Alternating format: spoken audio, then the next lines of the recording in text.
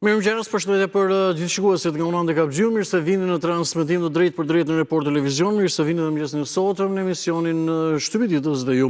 Sot jemi në ditën e mërkurë, do ta shënon 17 dhjetor për vitin 2025.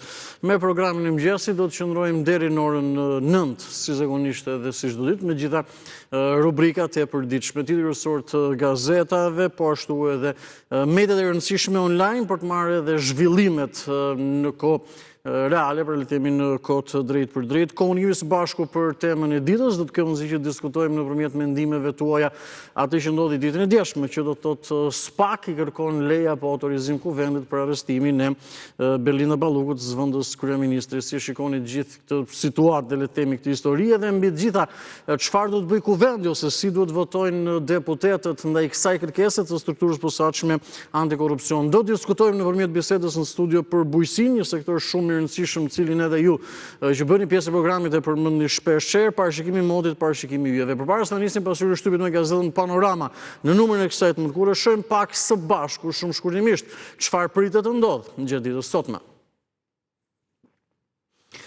Brukseli do të përsot samitin e radhës mes Bashkimit Evropian dhe vendeve të Ballkanit Perëndimor. Shqipëria shkon në këtë takim me fokus mbylljen e grup kapitujve të negociatave me synim një ndarësim të plot në BE deri në vitin 2030, dhe kryeministri Edi Rama ka fluturuar që pas ditën e djeshme në Bruksel. Në tryez do të jenë edhe situatat me Maqedoninë e Veriut, situata politike në Kosovë, shqetësimet për Serbinë, por me gjitha plani i rritjes prej 6 miliardë eurosh. Rreth orës 16:30 apo 17 pasdite është edhe mbritja delegacioneve, më pas edhe takimi përbashkët dhe rreth orës 19:30 konferenca përshtyp pas përfundimit të samitit.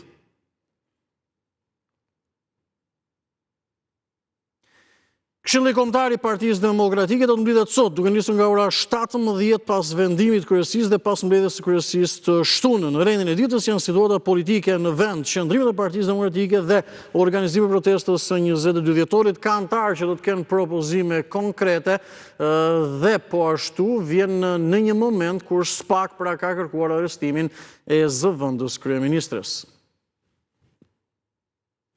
Në orën 16 gjatë ditës së sotme, si çdo javë, do të mblidhet Këshilli Mbikëqyrës i Bankës së Shqipërisë dhe më pas në një konferencë guvernadori i Bankës së Shqipërisë Gent Sejko do të bëjë me dije politikat monetare dhe mbi të gjitha do ndryshojë apo jo norma bazë e interesit.